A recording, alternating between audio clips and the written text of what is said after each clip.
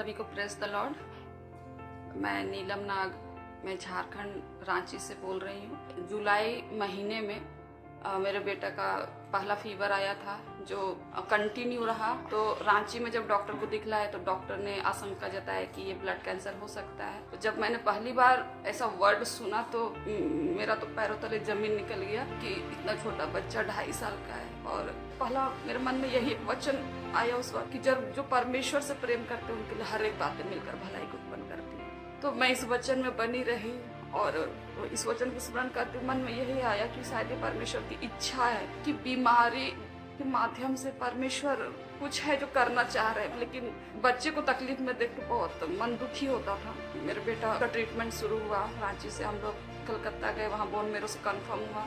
वहाँ से फिर हम लोग तमिलनाडु आए। तमिलनाडु से फिर हम लोग का 22 अगस्त को इसका बोन मेरो टेस्ट हुआ। तो उसका ट्रीटमेंट शुरू हुआ। फर्स्ट फेज स्टार्ट हुआ तो उससे कुछ इन्फेक्शन हुआ और बात आईसीयू तक आ गई। और फिर अनुग्रह को सितंबर में आईसीयू शिफ्ट कराया गया। आईसीयू तक बात आने की वजह से फिर हम बहुत निराश हो गए। हमेशा मन में ये था कि हम कहाँ जाए, मतलब शांति नहीं था। हमको सिर्फ इतना पता थी कि परमेश्वर अपने वचन से बातचीत करेगा। मैं वचनों को देखती थी, प्रार्थना करती थी, बाइबल में ढूंढती रहती थी कि मेरे योग्य वचन कहाँ है।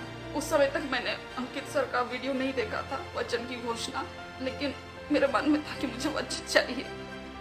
जैसे मेरे बेटे की बीमारी के बारे में पता चला तो उस समय कुछ 1-2 सदस्य हैं मुझे अंकित सजवान मिनिस्ट्री के घोषणाओं का टेक्स्ट मैसेज या वीडियो शेयर करते थे, लेकिन कभी हमको टाइम नहीं मिला। और मेरे बड़े भाई ने भी जब पता चला कि कैंसर है बाबू को, तो उन्होंने कैंसर की चंगाई से रिलेटेड जो भी गवाही वाला वीडियो था उन्होंने मुझे भेजा। लेकिन इतनी निराश थी कि बस देखती थी। जैसे हम बैठे हुए थे आईसीयू के बाहर, मैंने अंकित सर का एक वीडियो देखा था कि किस तरीका से हम वचन को जब क्लेम करते हैं और कार्य करता है। बस उन्होंने हमें ये बतलाया था कि परमेश्वर ने हमें दास नहीं, हमें संतान बनाया है और उसने हमें अधिकार दिया, तो हम इस पृथ्वी में अधिकारी हैं। हम इस तरह निराश नहीं हो सकते, हम हताशा हमारा भाग नहीं है। तो ये वचन से पवित्र आत्मा बातचीत करने लगा और मेरा निराशा उसी वक्त दूर हो गया। जैसे क्रूस पे यीशु ने हमारे लिए अपने प्राण को दिया और वह क्रूस की मृत्यु हमारे लिए सदा काल का जीवन को दिया, अनंत प्रेम, अनंत जीवन, वो मुझे समझ में आने लगा कि प्रभु ने कितना बड़ा उपाय किया है। तो हम फिर यही वचन को क्लेम करने लगे। और वो पहला दिन था जब मैंने वचन को घोषणा करना शुरू किया और उसके बाद फिर हम प्रार्थना करने लगा। शैतान को डांटे, पहली बार हम डांटना उस दिन सीखे कि हम परमेश्वर के संतान हैं। बीमारी निराशा मेरा बाग नहीं है। उसने मुझे अधिकार भी दिया सांप और बिच्छुओं को रौंदने का। और मैं शैतान को मैंने खुला उस दिन चैलेंज किया, कल को मेरा बेटा रहे ना रहे, लेकिन हम कभी परमेश्वर से नहीं मुड़ेंगे। चाहे मेरे पास कुछ नहीं भी रहेगा, लेकिन परमेश्वर में जीवन भर बने रहेंगे। वो घोषणा जब हम किए और ऑटोमेटिक हर एक निराशा टूट गया। और उसके बाद जब हम अंदर गए और परमेश्वर पिता ने हर एक जो आईसीयू जब शिफ्ट किए थे उसका हर एक रिपोर्ट, बहुत सारे कुछ इन्फेक्शन थे, वो इन्फेक्शन नेगेटिव हुआ। मतलब तुरंत अच्छी खबरें आने लगी और परमेश्वर ने मुझे अपने आनंद से भरा। उसके बाद बाबू का हर एक रिपोर्ट सुधरने लगा। फिर हम लोग को 4 नवंबर में डिस्चार्ज मिला।